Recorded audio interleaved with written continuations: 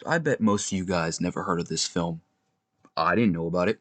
I only saw an advertisement for it when I went to see a preview for another film. It was just a week before this film's release, and there's no advertisement of any kind for it. And usually, the studio is not bold enough to go and advertise their product. It's a sign of disaster. But the trailer, I found it enjoyable, and it actually pushed me to take a chance to go see this movie. And now, after having seen it, I'm surprised such a heartfelt film like this did not have a stronger push in promotion. Like, studio, what were you thinking?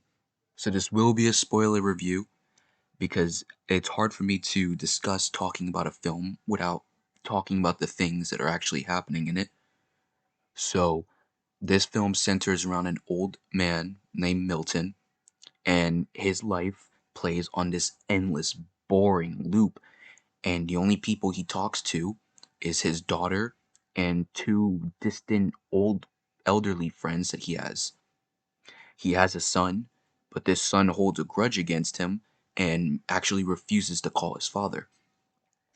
The main character, Milton, he even justifies his son's decision, saying he was not a good father, and at one point in the past, he even gave up. So you understand where the character is coming from, and he feels depressed about this.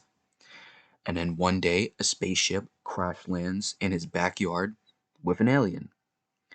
And even at first, he was skeptical, but Milton eventually befriends this alien named Jules and is unintentionally brings him closer with his family, with his friends and family. And so the banter between these characters, these three main characters, is actually the highlight of the film. Like, it's honestly refreshing humor and plenty of like old people jokes about modern things that's pretty hilarious if you give it a chance. So I believe that this story does a great job in tackling the topic of elderly folks, who are alone and they don't have anyone else to talk to in their lives.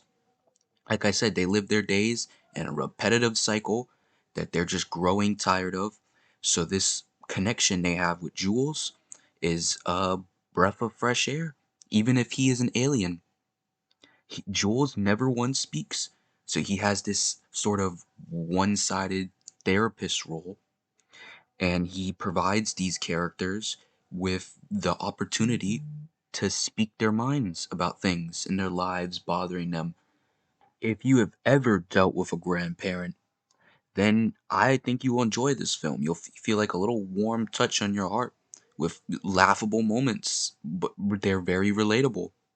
Like, we all know the meme of you being a kid and switching the HDMI and your grandparents saying, "Oh, you're a genius, grandson." So there's one scene with that, with Milton explaining to the alien his numerous remotes that he has for his TV and which ones to never touch, which ones are for what. If you touch that, the whole thing's gonna get screwed up. There's moments where he talks about his favorite TV stations, what times offer the best programs, which ones are his favorite. A lot of fun moments. This film knows where tension is needed, and it crafts scenes that will leave you depressed and sad for these things that these old people go through. One scene, spoilers, is one of Milton's friends is almost killed by her own generosity from her loneliness. Jules saves her, and then they have this scene where she interacts with the alien to thank him. And honestly, if that scene didn't touch your heart and make your heart sink, then you're heartless. The film is littered with somber moments about death and this depressive lifestyle these elderly people live in that I can't imagine how you don't feel for these characters. A complaint I did have about the film was the ending of it. There's a moment, again, spoilers, where Milton is offered the chance of a lifetime to leave Earth with Jules, but instead of letting this idea sink in for some time with the character, it just immediately resolves.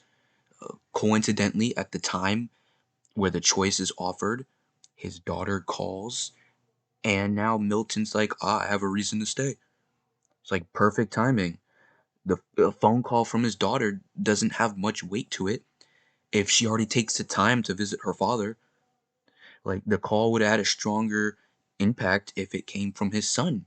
So that way they can offer some type of resolution to their relationship that they had. Now the entire subplot of his son not speaking to him serves no purpose other than to generate more sympathy for his character. And then there was the conflict of the FBI agents. They bust down Milton's door after finally tracking down this alien. And then, after when Milton returns home, the FBI agents just vanish. They're Thanos snapped out of reality. We never see them again. So we never know if Milton was interrogated or if they found any more information about the alien. It's just this, they had this build up to bringing these FBI agents into the story, and then they have a weak ending that doesn't even offer an ending to it. It just felt like the ending felt like it was the creative team not knowing how to tie up their own storyline.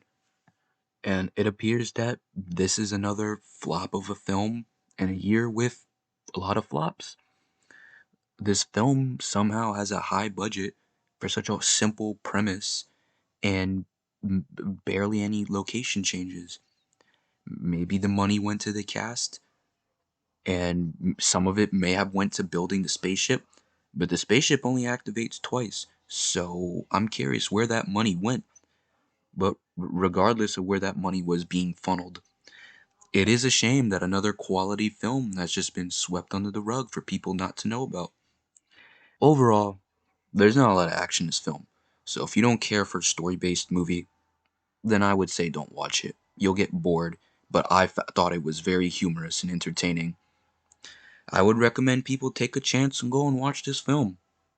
Or at least, if you don't want to go out to theaters, wait till it streams somewhere. But that's it.